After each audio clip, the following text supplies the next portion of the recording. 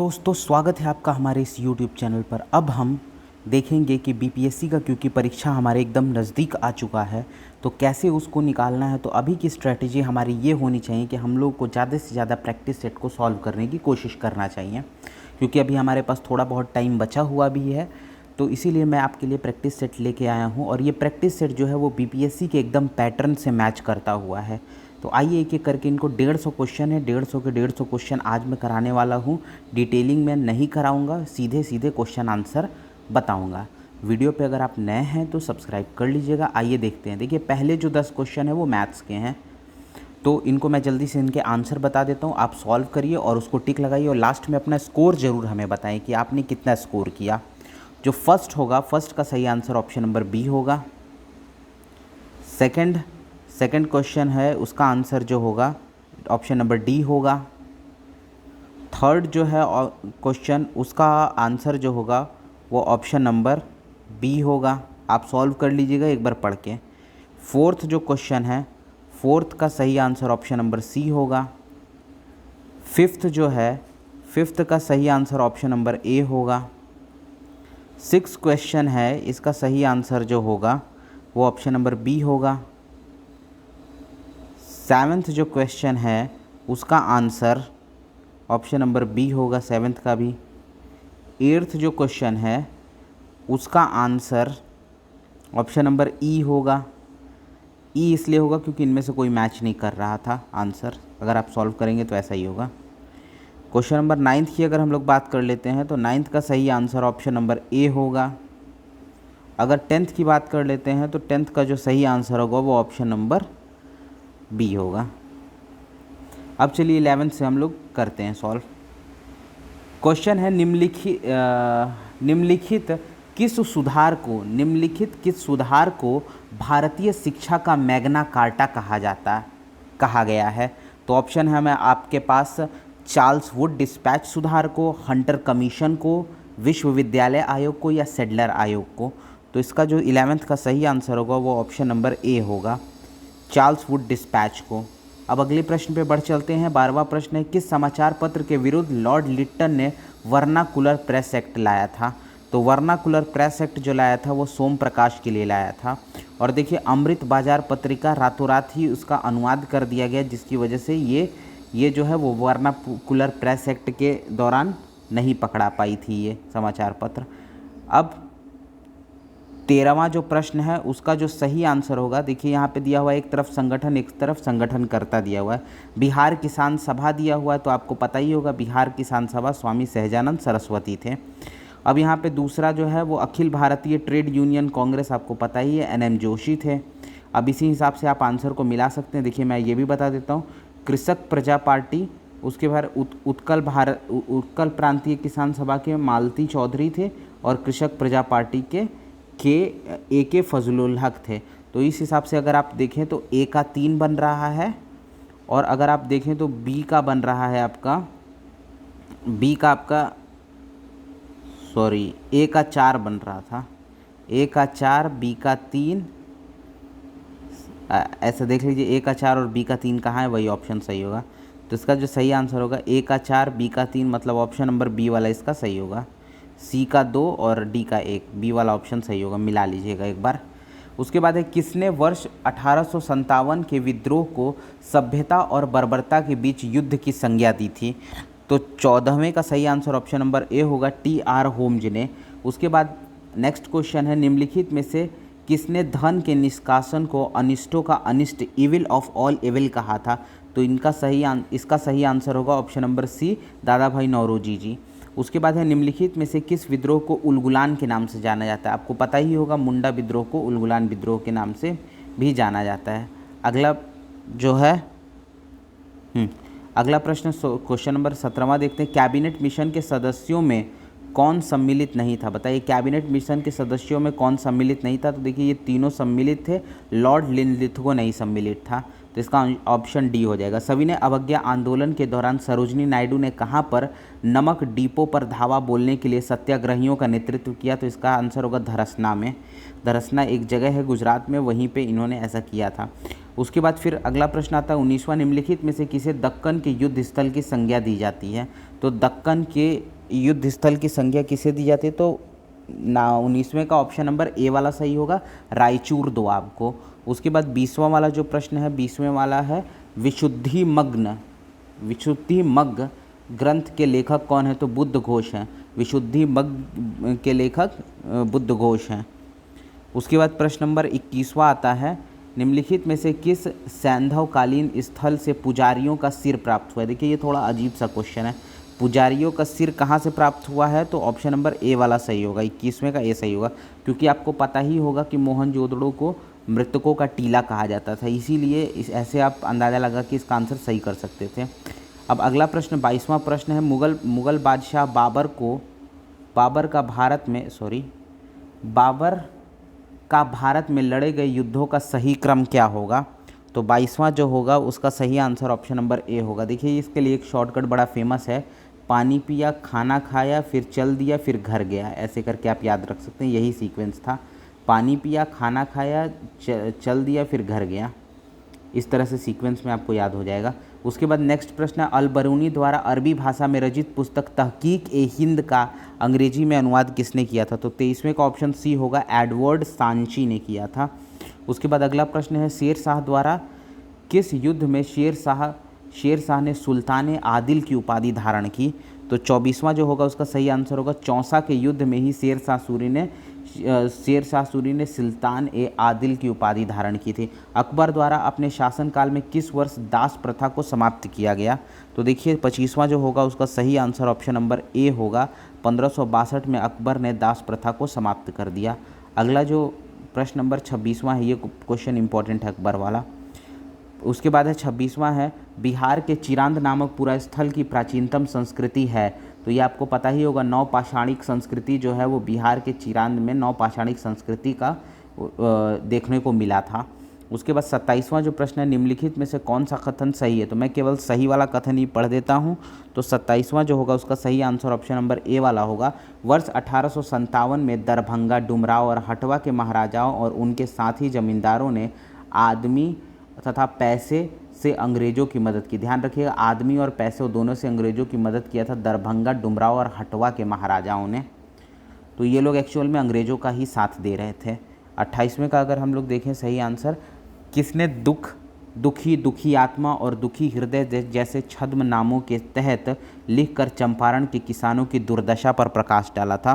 तो 28वें का सही आंसर ऑप्शन नंबर ए होगा, पीर मोहम्मद मुनीस ने लिखा था।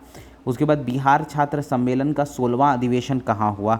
तो 29वें का सही आंसर जो होगा वो ऑप्शन नंबर ए होगा, हज़ारीबाग में हुआ। उसके बाद गर्त आवास के साक्ष्य कहाँ से प्राप्त हुए? तो देखिए बुर्ज होम एक जगह है जो कि जम्मू कश्मीर में पड़ता है, वहाँ से गर्त आवास के साक्ष्य मिले थे। अगला प्रश्न देख लेते हैं, निम्नलिखित में से किस राजा के एक अभिलेख से सूचना मिलती है कि शाक्य मुनि बुद्ध का जन्म लुम्बिनी में हुआ था? तो देखिए लुम्बिनी में हुआ था, ये किससे सूचना मिलती है? तो 31वें का सही आंसर ऑप्शन नंबर ए होगा, अशोक के अभिलेख से मिलती है। अशोक के निम्नलिखित अभिलेखों में से किसने दक्षिण भारतीय राज्यों का उल्लेख किया है? तो देखिए दक्षिण भारतीय राज्यों का उल्लेख द्वितीय मुख्य शिलालेख से हुआ है, पता चलता है मतलब। अब 33वां है, शूद्रक द्वारा लिखी हुई प्राचीन पुस्तक मृच्छकटिकम का विषय क्या था? तो देखिए ये वाला क्वेश्चन थोड़ा सा इम्पॉर्टेंट हो जाता है। मृच्छकटिकम में क्या लिखा हुआ था? एक धनी व्यापारी और एक गणिका की पुत्री की प्रेम गाथा के बारे में मृच्छकटिकम वाली पुस्तक में लिखा हुआ है।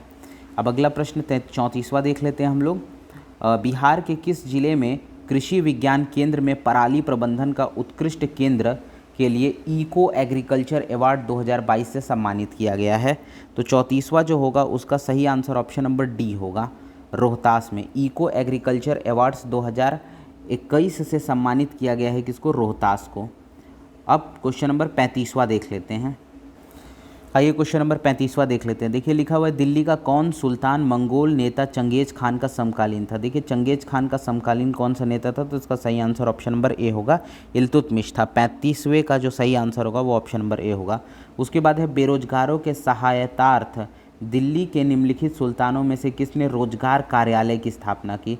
तो देखिए रोजगार कार्यालय की स्थापना जो की थी फिरोज शाह तुगलक ने की थी, क्योंकि इसको आपको पता ही होगा, इसको मतलब अपने यहाँ ज़्यादा लोगों को ये कर्मचारी काम करने वाला बना के रखता था, कर्मचारी टाइप। अगला प्रश्न जो है वो 37वां है, ब्रह्म समाज, कृष्ण रामकृष्ण मिशन और आर्य समाज में क्या समानता थी? तो 37वें का जो सही आंसर होगा वो ऑप्शन नंबर ए होगा। तीनों ही राजनीतिक उद्देश्यों के लिए नहीं बने, लेकिन तीनों ही देशभक्ति की भावना के विकास में सहायता दी। तीनों ने ही सहायता दी। अगला प्रश्न है, कोपेनहेगन संग्रहालय की सामग्री से पाषाण, कांस्य और लौह युग के त्रियुगीय विभाजन किसने किया? तो 38वें का जो सही आंसर होगा वो ऑप्शन नंबर ए होगा, थॉमसन ने किया। अगला प्रश्न देख लेते हैं, प्रश्न नंबर 39वां है विंध्य क्षेत्र के किस शिलाश्रय से सर्वाधिक मानव कंकाल मिले हैं? किस शिलाश्रय से सर्वाधिक मानव कंकाल मिले हैं? 39वें का डी ऑप्शन होगा, लेखैया से मिले हैं।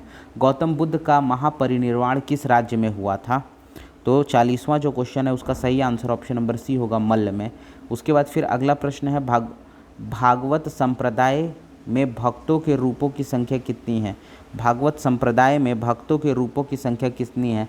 तो देखिए ऑप्शन आप देख लीजिए एक बार, क्योंकि आप उम्मीद मैं कर रहा हूँ कि आप सॉल्व कर रहे होंगे। तो ऑप्शन ए में 7 है, ऑप्शन बी में 8 है, ऑप्शन सी में 9 है, ऑप्शन डी में 10 है। तो इसका जो सही आंसर होगा वो ऑप्शन नंबर सी वाला होगा। आइए अब देखते हैं अगला प्रश्न। देखिए आपको ऐसा लग रहा होगा कि सबके सब हिस्ट्री के ही क्वेश्चन है, लेकिन ऐसा नहीं है। आगे चल के करंट अफेयर्स वगैरह के भी क्वेश्चन अच्छे खासे हैं। तो क्योंकि इसमें बिहार और दोनों मिक्स कर दिया गया है, इसलिए इतने ज़्यादा क्वेश्चन हिस्ट्री के आपको दिखाई दे रहे हैं। नेक्स्ट जो 42वां वाला क्वेश्चन है उसको देखिए, किस धर्म को राष्ट्रकूटों का संरक्षण प्राप्त था? देखिए राष्ट्रकूटों का संरक्षण किस धर्म को प्राप्त था? तो 42वें का आंसर बी होगा, जैन धर्म को प्राप्त था। अगला प्रश्न देख लेते हैं, प्रश्न नंबर 43वां। जस्ट अ मिनट, हाँ अब देखते हैं प्रश्न नंबर 43वां। प्रसिद्ध कवि अमीर खुसरो निम्नांकित में से किस बादशाह के दरबार में रहता था? तो 43वें का सही आंसर ऑप्शन नंबर बी होगा, गयासुद्दीन बलबन के दरबार में। उसके बाद एका आंदोलन का आरंभ किया गया था। एका आंदोलन का आरंभ कहाँ से हुआ था? तो इसका सही आंसर ऑप्शन नंबर डी होगा, उत्तर प्रदेश के हरदोई, बाराबंकी और अन्य स्थानों के किसानों द्वारा ये एका आंदोलन शुरू किया गया था। अगला प्रश्न देख लेते हैं 44वां। बाबर ने अपनी आत्मकथा तुजुक ए बाबरी में किन दो हिंदू राज्यों का उल्लेख किया था? ध्यान रखिएगा, 2 हिंदू राज्यों का उल्लेख था बाबर की आत्मकथा में। तो 45वें का जो सही आंसर होगा वो ऑप्शन नंबर बी होगा, विजयनगर और मेवाड़ होगा। उसके बाद 46वां है, महान शासक कृष्णदेवराय का संबंध किस वंश से था? कृष्णदेवराय का संबंध किस वंश से था? तो 46वें का बी होगा, तुलु वंश से था। अगला प्रश्न देख लेते हैं 47वां। दिल्ली सल्तनत में राजस्व व्यवस्था के अंतर्गत उश्र, ध्यान रखिएगा, उश्र नामक कर किससे संबंधित है? तो उश्र नामक कर जो है वो किससे संबंधित है? तो बी वाला ऑप्शन होगा, मुसलमानों से लिया जाने वाला भूमि कर। देखिए मुसलमानों से भी भूमि कर लिया जाता था और उसका नाम था उश्र। अब अगला प्रश्न देख लेते हैं, द्रविड़ शैली में निर्मित तंजौर का बृहदेश्वर मंदिर का निर्माण चोल वंश के किस शासक के समय हुआ था? तो इसका जो सही आंसर होगा 48वें का जो सही आंसर होगा वो ऑप्शन नंबर सी होगा, राजराज प्रथम। उसके बाद अगला प्रश्न है, निम्नलिखित में से किस ग्रंथ में विदेह माधव की कथा का वर्णन है? तो और भी ऑप्शन देख लीजिए, पंचविश ब्राह्मण, ऐत्रेय ब्राह्मण बी वाला ऑप्शन है, सी वाला ऑप्शन आपको दे रखा है शतपथ ब्राह्मण या शंखायन ब्राह्मण। तो ये सब ऑप्शन है, तो आपको इसका सही बताना है आंसर। तो 49 वाला जो क्वेश्चन होगा उसका सही आंसर ऑप्शन नंबर सी होगा, शतपथ ब्राह्मण। ऑप्शन नंबर सी इसका सही होगा, शतपथ ब्राह्मण। 50वें का क्वेश्चन, निम्नलिखित में से कौन सी नहर पश्चिमी चंपारण जिले में प्रवाहित होती है? तो पश्चिमी चंपारण जिले में कौन सी नहर प्रवाहित होती है? तो उसका आंसर ई होगा, क्योंकि इसमें एक से अधिक आंसर सही है। अब अगला प्रश्न देख लेते हैं, निम्नलिखित में से कौन सी रामसर साइट भारत के बिहार राज्य में स्थित है? भारत के बिहार राज्य में कौन सी रामसर साइट स्थित है? तो 51वें का सही आंसर ऑप्शन डी होगा, काबरताल वेटलैंड। उसके बाद कोपेन के जलवायु वर्गीकरण 52वां है, कोपेन के जलवायु वर्गीकरण के अनुसार बिहार की जलवायु को प्रदर्शित किया जाता है। तो 52वें का जो सही आंसर होगा वो ऑप्शन नंबर सी होगा, CWG के अनुसार। उसके बाद फिर बिहार राज्य के कितने जिलों को भूकंपीय क्षेत्र 4 मतलब अर्थक्वेक जोन, भूकंपीय जोन 4 में आता है? तो 53वां जो होगा उसका सही आंसर ऑप्शन नंबर डी होगा, 24 जिले आते हैं। 54वां होगा, निम्नलिखित में से बिहार के किस जिले में शाही लीची उगाने के लिए अनुकूल जलवायु पाई जाती है? तो 94 का जो सही आंसर ऑप्शन नंबर ई होगा, क्योंकि सब के सब मुजफ्फरपुर के पास के ही एरिया का दिया हुआ है, इसीलिए उपयुक्त में से सभी होगा। तो अभी तक मुझे लगता है कि आपको वीडियो पसंद आ रही होगी, तभी आप 54 क्वेश्चन तक बने हुए हैं। अगर वीडियो पसंद आ रही हो तो प्लीज़ लाइक कर दीजिएगा वीडियो को, और अगर हो सके तो अपने दोस्तों में शेयर भी करने की कोशिश करिएगा। 55वां जो क्वेश्चन है, बरनार जलाशय योजना किस नदी पर निर्मित है? तो 55वें का सही आंसर ऑप्शन नंबर ए होगा, बरनार नदी पर है। निम्नलिखित में से कौन सा स्थल मंडल को वर्णित करता है? तो 56वें का सही आंसर ऑप्शन नंबर सी होगा, भूपटल व ऊपरी मेंटल को। भूपटल व ऊपरी मेंटल को। देखते हैं 57वें क्वेश्चन का सही आंसर क्या होगा। तो लिखा है, क्षोभ मंडल में ऊंचाई बढ़ने पर सामान्य ताप ह्रास दर, normal lapse rate of temperature कितना होता है? तो 57वें का जो सही आंसर होगा वो ऑप्शन नंबर सी होगा, 6.5 डिग्री सेल्सियस प्रति 1000 मीटर तक कम हो जाता है। मतलब 1000 मीटर की अगर आप ऊंचाई पे जाते हो तो 6.5 डिग्री सेल्सियस का तापमान जो है वो कम होने लगता है। अगला प्रश्न है, मानसून शब्द की उत्पत्ति किस भाषा से हुई है? देख लीजिए, ऑप्शन ए है अरबी भाषा, ऑप्शन बी है फारसी भाषा, ऑप्शन सी है लैटिन भाषा, ऑप्शन डी है संस्कृत भाषा। तो इसका जो सही आंसर होगा वो ऑप्शन नंबर ए होगा, अरबी भाषा से मानसून शब्द बना हुआ है। अगला प्रश्न जो है वो 59वां है। देख लेते हैं, भारत के किस भाग में लौटते हुए मानसून के कारण वर्षा होती है? तो 59 का जो होगा सही आंसर होगा वो ऑप्शन नंबर डी होगा, तमिलनाडु में। उसके बाद है 60वां क्वेश्चन, किसी स्थान की जलवायु के निर्धारण में कौन कौन से कारक महत्वपूर्ण हैं? तो 60वें का जो सही आंसर होगा वो ऑप्शन नंबर ई होगा, क्योंकि देखिए ये सारे कारण जो है वो महत्वपूर्ण हैं। ऊंचाई भी है, स्थान की स्थिति भी है और समुद्री तल की दूरी भी है। अगला प्रश्न देख लेते हैं, प्रश्न नंबर 61, निम्नलिखित में से कौन सा द्वीप युग्म 10 डिग्री चैनल द्वारा एक दूसरे को अलग करता है? तो 61वां जो होगा उसका सही आंसर होगा ऑप्शन नंबर ए, अंडमान और निकोबार। उसके बाद है प्रश्न, नर्मदा नदी पश्चिम की ओर बहती है जबकि अधिकांश अन्य बड़ी प्रायद्वीपीय नदियाँ पूर्व की तरफ बहती है, क्यों? तो इसका जो सही आंसर होगा 62वें का वो होगा ऑप्शन नंबर डी, 1 और 2 सही। देख लेते हैं, यह एक रेखीय भ्रंश घाटी में स्थित है, यह विंध्य और सतपुड़ा के बीच बहती है, इस वजह से ये उल्टे साइड इस साइड फ्लो करती है, बाकी सारी नदियाँ ऐसे ऐसे जाती हैं। आइए अगला प्रश्न देख लेते हैं, भारत में अधिकांश पेट्रोलियम पदार्थ किस युग की शैल संरचनाओं में पाया जाता है? तो 63वें का जो सही आंसर होगा वो ऑप्शन नंबर बी होगा, टर्शियरी समय में ही सबसे ज़्यादा पेट्रोलियम पदार्थ टर्शियरी युग की शैल संरचनाओं में पाया जाता है। उसके बाद 64वां है, निम्नलिखित में से कौन सर्वोच्चतम गुण वाला कठोर कोयला होता है? तो इसका आंसर होगा एंथ्रासाइट होता है, आपको पता भी होगा। अगला प्रश्न देख लेते हैं, भारत की मुख्य भूमि का विस्तार दक्षिण से उत्तर की ओर किन अक्षांशों के मध्य है? तो 65वें का सही आंसर ऑप्शन नंबर ए होगा, 8 डिग्री 4 मिनट उत्तर से 37 डिग्री 6 मिनट उत्तर। उसके बाद है कर्क रेखा 23.5 डिग्री उत्तर किन राज्यों से होकर गुजरती है? ऑप्शन आपके पास है, ऑप्शन है गुजरात, राजस्थान, त्रिपुरा या मिजोरम। तो इसमें आपको आंसर बताना है। तो इसका जो आंसर होगा, देखिए गुजरात से भी गुजरती है, राजस्थान से भी गुजरती है और त्रिपुरा से भी गुजरती है और मिजोरम से भी गुजरती है। तो इसका आंसर चारों होना चाहिए, लेकिन ऐसा कोई ऑप्शन नहीं है जिसमें चारों सही हो, तो इसीलिए इसका आंसर जो है वो ई वाला सही होगा। 66 का सही आंसर ऑप्शन नंबर ई होगा। उसके बाद 67, भारत की स्थलीय सीमा कितने देशों के साथ जुड़ी हुई है? तो देखिए, स्थलीय सीमा की अगर बात करी जाए तो वो 7 जगहों से जुड़ी हुई है। सातों के आपको नाम पता है तो आप कमेंट में ज़रूर बताएं हमें। अगला प्रश्न है, विंध्य एवं सतपुड़ा पर्वत श्रेणियों के बीच कौन सी नदी बहती है? तो विंध्य और सतपुड़ा के बीच में कौन सी नदी बहती है? तो 68वें का सही आंसर ऑप्शन नंबर बी होगा, नर्मदा नदी बहती है। उसके बाद है, भारत के निम्नलिखित भागों में द्रविड़ियन प्रजाति मुख्यतः कहाँ पाई जाती है? तो 69 जो होगा उसका सही आंसर ऑप्शन नंबर ए होगा, दक्षिण भारत में। उसके बाद है, निम्नलिखित में से ऊर्जा देने वाला भोजन कौन है? तो ऊर्जा देने वाला भोजन कौन सा है? तो वसा और कार्बोहाइड्रेट युक्त भोजन जो है वो ऊर्जा देता है। अगला प्रश्न देखते हैं, 71वां प्रश्न जो है, अमर बेल उदाहरण है किसका? तो 71वें का सही आंसर होगा ऑप्शन नंबर बी, परजीवी का उदाहरण है अमरबेल। उसके बाद है 72वां, पादप के किस भाग द्वारा प्रकाश संश्लेषण हेतु वायु से कार्बन डाइऑक्साइड प्राप्त होता है? तो 72वां जो है उसका सही आंसर ऑप्शन नंबर बी होगा, सूक्ष्म रंध्र से। उसके बाद फिर 73वां क्वेश्चन देख लेते हैं।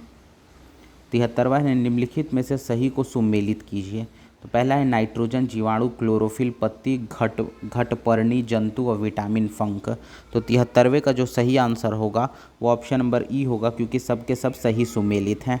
74वां जो होगा, सोनार किस सिद्धांत पर कार्य करता है? तो 74वें का सही आंसर ऑप्शन नंबर डी होगा, पराश्रव्य तरंगों का परावर्तन करता है। उसके बाद फिर अगला ऑप्शन है, विज्ञान की वह किस शाखा के अंतर्गत नींद का अध्ययन किया जाता है? तो देखिए आपके पास 3 ऑप्शन इधर है और एक ऑप्शन यहाँ पे चौथा है, तो आप टिक लगाने की कोशिश करिए, मैं इसका आंसर बता रहा हूँ।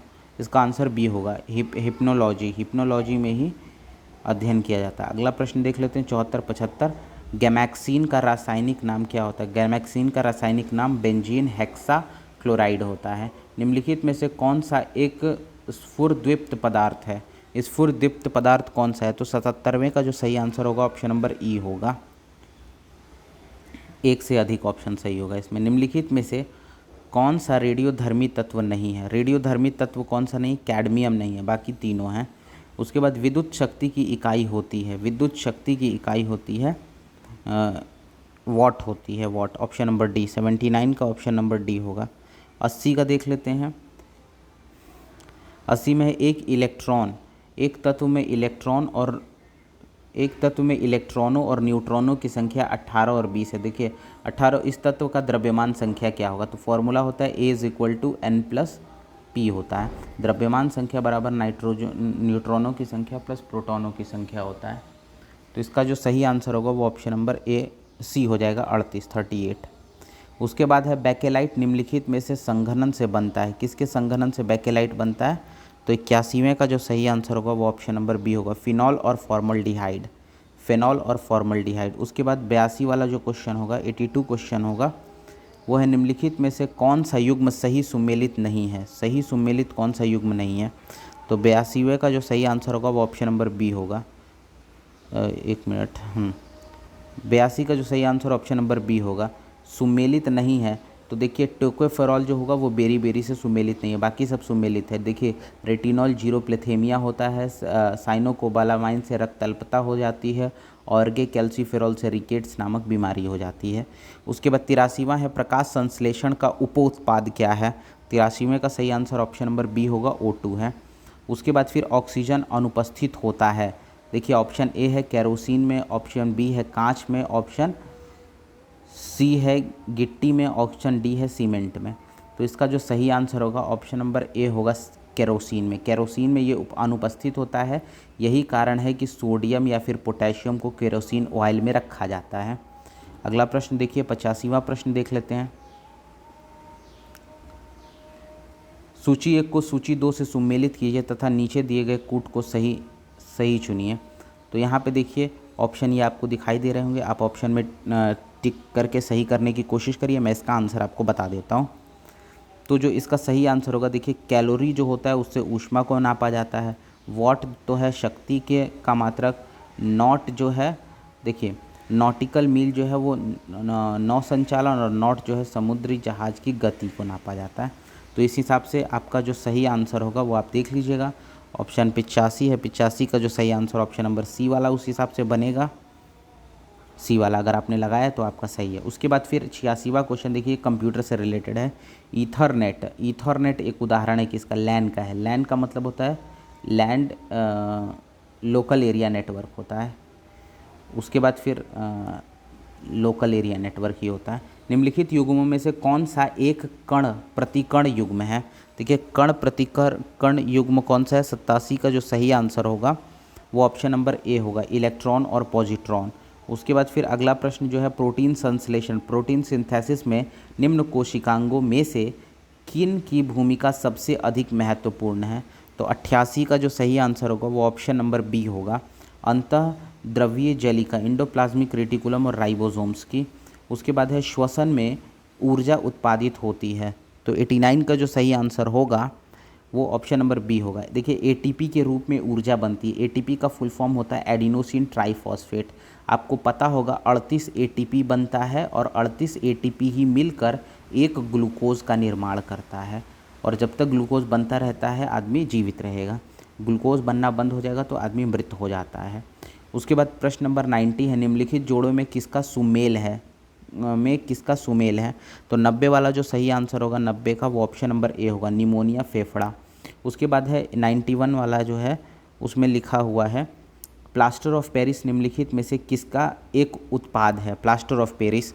तो 91 का जो सही आंसर होगा ऑप्शन नंबर, देख लीजिए पहले आपको ऑप्शन दिखा देते हैं, कैल्शियम है, मैग्नीशियम है, कॉपर है, एल्युमिनियम है। आप इसमें देख के आंसर को टिक लगाइए। तो इसका सही आंसर ऑप्शन नंबर ए वाला होगा। अब प्रश्न नंबर 92 देखते हैं क्वेश्चन, निम्नलिखित में से कौन सा जोड़ा सही सुमेलित है। तो कौन सा जोड़ा सही सुमेलित है, तो 92 का जो सही आंसर होगा वो ऑप्शन, देखिए सबसे पहले इसको पढ़ लेते हैं। ऑप्शन नंबर ई होगा, जिंक सल्फाइड जो है श्वेत पिगमेंट के रूप में सही है। कार्बन बाइकार्बोनेट कीटाणुनाशक होता है, सही है। आयोडीन का बेकरी उद्योग में प्रयोग किया जाता है, सही है। और जिंक ऑक्साइड मलहम के रूप में प्रयोग हो जाता है। तो सभी जोड़े सही हैं, तो इसका आंसर ई वाला होगा। उसके बाद फिर यहाँ पे बैंकिंग लोकपाल योजना का शुभारंभ कब से हुआ, तो देखिए बैंकिंग लोकपाल योजना का जो शुभारंभ है वो ऑप्शन नंबर ए 1995 से हुआ, 1995 से हुआ। अगला प्रश्न जो है वो किस देश, एक देश अपनी मुद्रा के अवमूल्यन का सहारा लेता है, तो इसका सही आंसर 94 का होगा, वो ऑप्शन नंबर ए हो जाएगा, व्यापार शेष को सुधारने के लिए। अगला प्रश्न जो है वो 95 है, किस अर्थशास्त्री ने लुप्त होती महिलाओं का विचार दिया, तो 95 का जो सही आंसर होगा वो ऑप्शन नंबर बी होगा, अमर्त्य सेन ने लुप्त होती महिलाओं का विचार दिया। उसके बाद फिर अगला प्रश्न देख लेते हैं, 96 है, यदि किसी वस्तु की मांग और आपूर्ति समान मात्रा में बढ़ गई हो तो उस वस्तु का बाजार मूल्य पर क्या प्रभाव पड़ेगा, तो 96 का सही आंसर ऑप्शन नंबर सी होगा, यूनुस खान। उसके बाद फिर 96 है, सॉरी ये वाला नहीं, इसका सी स्थिर रहेगा, इसका आंसर होगा। यदि किसी वस्तु की मांग और आपूर्ति समान मात्रा में अगर बढ़ गई हो तो उसका बाजार मूल्य स्थिर रहेगा, ध्यान रखना है। 97 का है, राष्ट्रीय वित्त निगम की स्थापना किस वर्ष हुई थी, तो 97 का जो सही आंसर होगा वो ऑप्शन नंबर सी होगा, 1956 में हुई थी। उसके बाद है औद्योगिक नीति और संवर्धन विभाग किस मंत्रालय के अधीन कार्यरत है, तो 98 का जो सही आंसर होगा वो ऑप्शन नंबर डी होगा, वाणिज्य और उद्योग मंत्रालय के अंतर्गत। औद्योगिक नीति और संवर्धन विभाग किस मंत्रालय के अधीन है, वाणिज्य और उद्योग मंत्रालय के अधीन है। अगला प्रश्न देखते हैं, 99 है, भारतीय खाद्य निगम की स्थापना कब हुई थी, ऑप्शन ए है 1964, ऑप्शन बी है 1966, ऑप्शन सी है 1965, ऑप्शन डी है 1967। तो 99 जो है उसका सही आंसर ऑप्शन नंबर सी होगा, 1965। उसके बाद फिर अगला प्रश्न देख लेते हैं, 100 प्रश्न है, दत्त कमेटी किससे संबंधित है, तो दत्त कमेटी का जो संबंध है ये काफ़ी इंपॉर्टेंट क्वेश्चन है। दत्त कमेटी का संबंध ऑप्शन नंबर ए औद्योगिक लाइसेंस से है। अगला प्रश्न देखते हैं, यूटीआई बैंक का नाम वर्ष 2007 में बदलकर क्या रखा गया है। देखिए यूटीआई बैंक का नाम बदलकर क्या रखा गया था ये आपको बताना है, तो ऑप्शन इसका जो सही आंसर होगा option number C, Axis bank रखा गया था। अगला प्रश्न देख लेते हैं,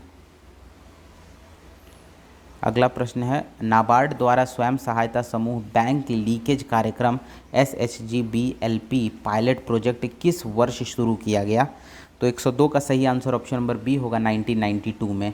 उसके बाद फिर अगला प्रश्न है, पाकिस्तानी अर्थशास्त्री महबूब उल हक किसके लिए प्रसिद्ध थे, तो 103 जो प्रश्न है उसका सही आंसर ऑप्शन नंबर बी होगा, मानव विकास सूचकांक के लिए।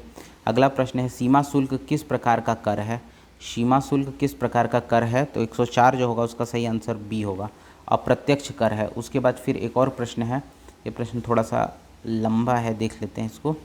देखिए इसमें लिखा हुआ है, धारणीय विकास भावी पीढ़ियों के अपने आवश्यकताओं को पूरा करने के सामर्थ्य से समझौता किए बगैर वर्तमान में आवश्यकताओं को पूरा करता है। इस परिप्रेक्ष्य में धारणीय विकास का सिद्धांत निम्नलिखित में से किस एक सिद्धांत के साथ स्वाभाविक रूप से जुड़ा हुआ है। तो 105 का जो सही आंसर होगा वो ऑप्शन नंबर डी होगा, धारण क्षमता से।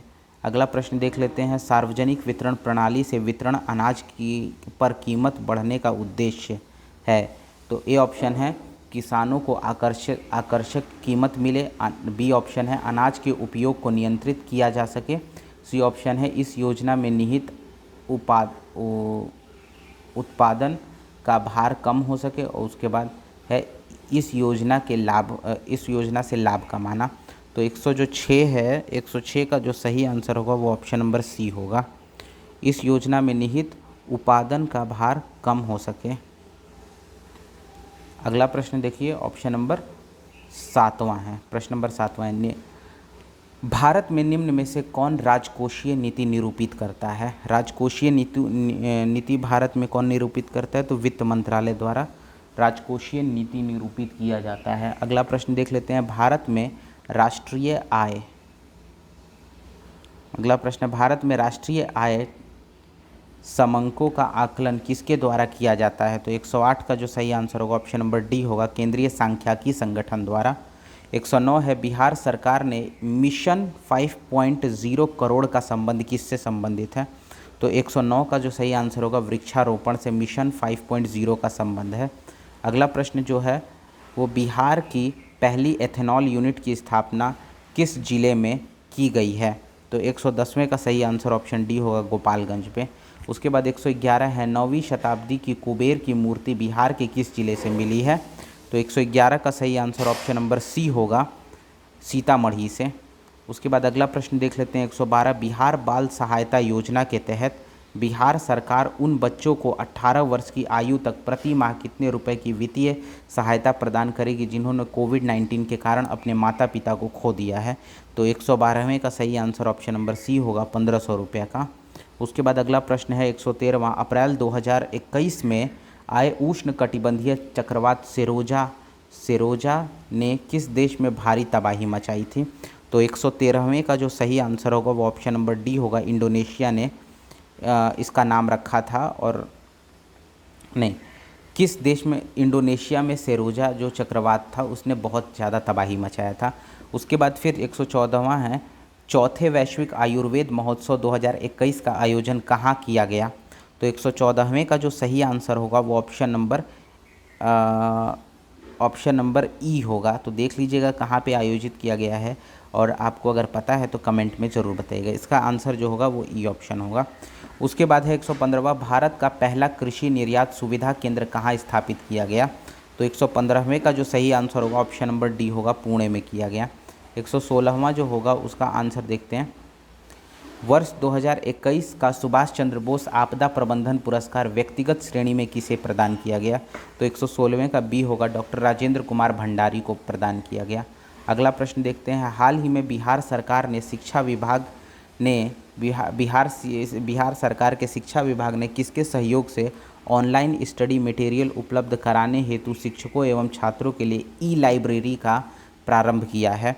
तो 117 का सही आंसर ऑप्शन नंबर डी होगा, यूनिसेफ के सहायता से। उसके बाद अगला प्रश्न है, बिहार के किस नदी पर डगमारा जल विद्युत परियोजना का निर्माण किया जा रहा है। तो 118वें का सही आंसर ए होगा, कोसी नदी पर। बीते दिनों, उसके बाद अगला प्रश्न है, बीते दिनों बिहार संवाद यात्रा का शुभारंभ कहाँ से किया गया। तो 119वें का सही आंसर ऑप्शन नंबर डी होगा, सिताब दियारा से किया गया। ध्यान रखिएगा, बिहार संवाद यात्रा का। किस देश की लितानी नदी में प्रदूषण के कारण 40 टन मछलियों की मौत हो गई। ध्यान रखिएगा, लितानी नदी का नाम है। तो 120वें का जो सही आंसर होगा वो ऑप्शन नंबर बी होगा, लेबनान की लितानी नदी है। अगला प्रश्न जो है, यूनेस्को द्वारा वर्ष 2021 में के लिए विश्व पुस्तक राजधानी घोषित किया गया किसको। तो 121वें का जो सही आंसर होगा वो ऑप्शन नंबर सी होगा, तिब्लिसी को किया गया, जो कि जॉर्जिया में है। अगला प्रश्न देख लेते हैं, बिहार के किस जिले में doctor APJ Abdul Kalam science city का निर्माण किया जा रहा है। तो ऑप्शन ए है भागलपुर, ऑप्शन बी है दरभंगा, ऑप्शन सी है बक्सर, ऑप्शन डी है पटना। तो 122वां जो है उसका सही आंसर होगा ऑप्शन नंबर डी, पटना में किया जा रहा है। अगला प्रश्न देखिए, बिहार में गंगा नदी के किनारे कितने जिलों में जैविक कॉरिडोर स्थापित किया जा रहा है? ध्यान रखिएगा, ये क्वेश्चन बहुत इंपॉर्टेंट है। जैविक कॉरिडोर स्थापित किया जा रहा है, तो 123वें का सही आंसर ऑप्शन नंबर बी होगा, 13 जिलों में। उसके बाद है मई 2021 में बिहार गौरव गान की रचना किस साहित्यकार द्वारा किया गया? तो देखिए, बिहार गौरव गान की जो रचना है वो ऑप्शन नंबर बी होगा, डॉक्टर शांति जैन के द्वारा किया गया। बिहार के किस जिले में प्रथम खेल विश्वविद्यालय की स्थापना की गई? तो 125वें का जो सही आंसर होगा वो ऑप्शन नंबर बी होगा, नालंदा राजगीर में। अगला प्रश्न है बिहार के किस तिथि अगला प्रश्न है बिहार में किस तिथि में एकल प्रयोग प्लास्टिक की पूरी तरह से प्रतिबंध प्रभावी हो गया है? तो 126 का जो सही आंसर होगा वो ऑप्शन नंबर ए होगा, 15 दिसंबर 2021 से। उसके बाद है बिहार में पंचायत चुनाव कराने के लिए ईवीएम किस मॉडल का इस्तेमाल किया गया था? तो 127वें का सही आंसर ऑप्शन बी होगा, M2 मॉडल का इस्तेमाल किया गया था। उसके बाद है बिहार का पहला 100% डिजिटल बैंकिंग वाला जिला कौन बन गया है? तो 128वें का डी होगा, जहानाबाद बन गया है। अगला प्रश्न है बिहार के बाढ़ प्रभावित क्षेत्रों में 100% टीकाकरण के लिए टीका वाली नाव अभियान का शुभारंभ किस जिले से हुआ? तो 129वें का जो सही आंसर होगा वो ऑप्शन नंबर ई होगा, ऑप्शन नंबर ई होगा इसका आंसर। आप बताइएगा इसका सही आंसर क्या होगा कमेंट बॉक्स में। अगला प्रश्न है फरवरी 2021 में प्रधानमंत्री ने बिहार के डोभी व पश्चिम बंगाल के दुर्गापुर तक प्रधानमंत्री ऊर्जा गंगा परियोजना के माध्यम से प्राकृतिक गैस पाइपलाइन राष्ट्र को समर्पित किया है। यह कुल कितने किलोमीटर लंबा है? आपके पास ऑप्शन ये दिए हुए हैं, 350 किलोमीटर, 348 किलोमीटर, उसके बाद फिर ऑप्शन है 430 किलोमीटर या फिर 430, 2 बार 430 दिया हुआ है। तो बताइए इसका सही आंसर क्या होगा?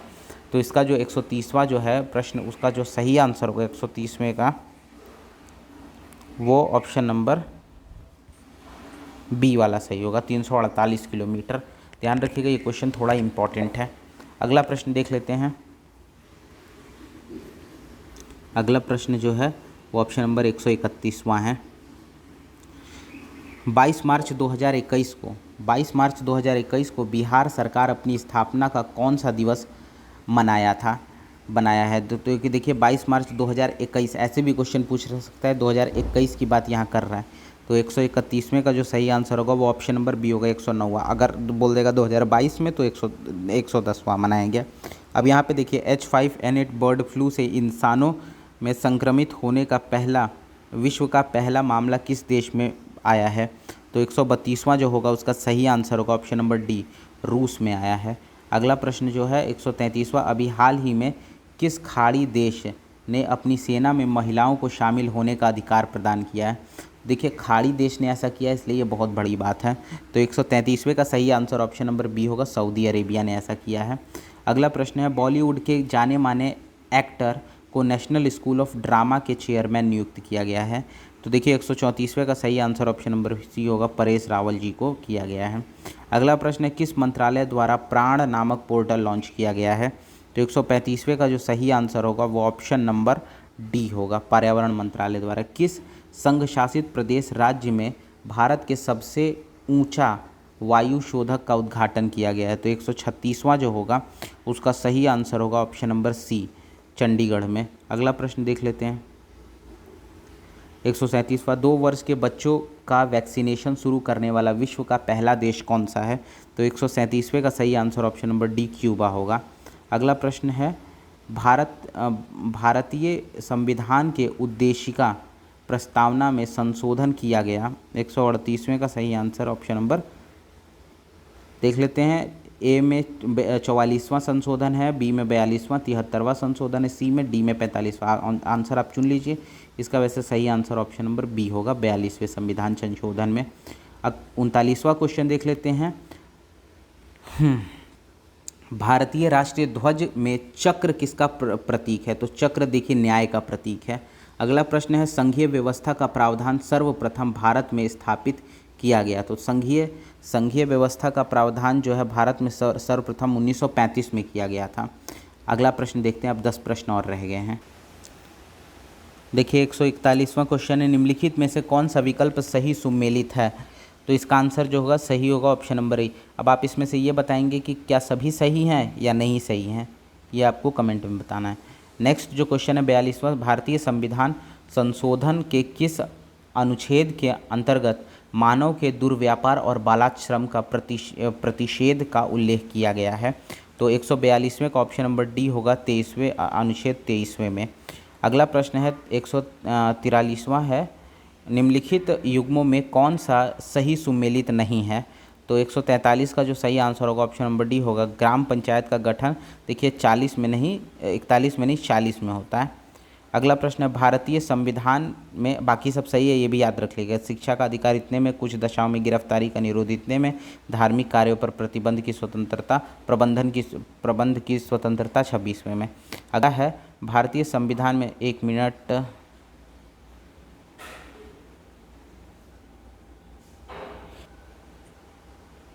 हाँ, निम्नलिखित युग्मों में से कौन सा, ये वाला हो गया। अब भारतीय संविधान के 11वें मूल कर्तव्य में किस संविधान संशोधन द्वारा जोड़ा गया? 11वां मूल कर्तव्य किस संविधान द्वारा जोड़ा गया? तो 144वें का ऑप्शन सी सही होगा, 86वें संविधान संशोधन द्वारा। अनुच्छेद 54 में राष्ट्रपति के निर्वाचन की रीति का उल्लेख है। राष्ट्रपति के निर्वाचन में भाग लेते हैं, देखिए ऑप्शन ए है लोकसभा के निर्वाचित सदस्य और राज्यसभा के सदस्य, ऑप्शन नंबर बी है संसद के सभी सदस्य और राज्यों की विधानसभाओं के निर्वाचित सदस्य, ऑप्शन सी है सदस्यों की विधानसभाओं के निर्वाचित सदस्य, ऑप्शन डी है संसद के दोनों सदनों के निर्वाचित सदस्य या उपयुक्त में से कोई नहीं या एक से अधिक। तो 145वें का जो सही आंसर होगा ऑप्शन नंबर ई होगा। देखिए मैं बता देता हूँ, जो राष्ट्रपति का चुनाव होता है वो लोकसभा और राज्यसभा दोनों के निर्वाचित सदस्य करते हैं। इनके चुनाव में निर्वाचित सदस्य दोनों के वोट डालते हैं। साथ ही साथ अगर स्टेट की बात करें तो स्टेट में भी होता है विधानसभा और विधान परिषद। तो विधान परिषद के निर्वाचित भी नहीं डाल सकते, न ही मनोनीत डाल सकते हैं। और यहाँ पे जो 12 मनोनीत होते हैं वो लोग वोट नहीं डालते हैं। लोकसभा में भी जो होते हैं 2 मनोनीत होते थे पहले एंग्लो इंडियंस, वो भी वोट नहीं डालते हैं। खाली निर्वाचित यहाँ के वोट डाल सकते हैं, विधानसभा के भी निर्वाचित सदस्य वोट डाल सकते हैं, खाली निर्वाचित, मनोनीत वाले नहीं डालेंगे। साथ ही साथ अगर आप बात करें दिल्ली और पौंडीचेरी जो है उसके भी निर्वाचित सदस्य वोट डालते हैं, मनोनीत नहीं डालते हैं। तो इतने लोग चुनाव में वोट डाल सकते हैं राष्ट्रपति के। उम्मीद करते हैं ये समझ में आई होगी चीज़ें। अगला प्रश्न है 146वां प्रश्न है, अनुच्छेद यहाँ पे दिया हुआ है, एक तरफ व्याख्या, किस अनुच्छेद में किसकी व्याख्या है और बताना है कौन सा सुमेलित नहीं है। तो इसका जो सही आंसर होगा 146वें का वो ऑप्शन नंबर डी होगा, ये वाला है सही नहीं है, बाकी सब सही है। देख लीजिए 80 में राज्यसभा की संरचना, 120 में धन विधेयक की परिभाषा, 123 में राष्ट्रपति द्वारा अध्यादेश जारी करने की शक्ति, ये सब सही है। 129वां देख लीजिएगा क्या है और अगर हो सके तो कमेंट में ज़रूर लिखिएगा। निम्नलिखित में से कौन सा सुमेलित नहीं है, आइए इसको भी देख लेते हैं। 147वें का तो ऑप्शन नंबर ई होगा क्योंकि ये सभी के सभी सही सुमेलित हैं। 148वां प्रश्न देख लेते हैं, निम्नलिखित में कौन सा असत्य है? असत्य को चुनना है तो देखिए 148वें का ए असत्य है क्योंकि अनुच्छेद 19 में संपत्ति का अधिकार एक मूल अधिकार नहीं है, यही वाला गलत है, बाकी सब सही है। संपत्ति का अधिकार अनुच्छेद 300 के तहत एक विधिक अधिकार बना दिया गया, सही है, ये वाला भी सही है, ये वाला भी सही है। देखिए मौलिक अधिकार न्याय योग्य या वाद्य योग्य है। 44वें संविधान संशोधन द्वारा संपत्ति का अधिकार को मूल अधिकार श्रेणी से हटा दिया गया था। तो ये तीनों ऑप्शन सही है, लेकिन इसमें गलत वाले को चुनना था तो इसका सही आंसर ऑप्शन नंबर ए वाला हो जाएगा। अब 139वां देखते हैं, निम्नलिखित में से किस ने भारत के उपराष्ट्रपति का पद संभाला है? तो 139वें का सही आंसर ऑप्शन नंबर ई हो जाएगा, सभी ने संभाला है लगभग। अगला प्रश्न देख लेते हैं 150वां, भारत राष्ट्रपति के अध्यादेश निर्गत करने की शक्ति प्रेरित है। 150वें का बी हो जाएगा, भारत सरकार अधिनियम 1935 में। बस इतना ही।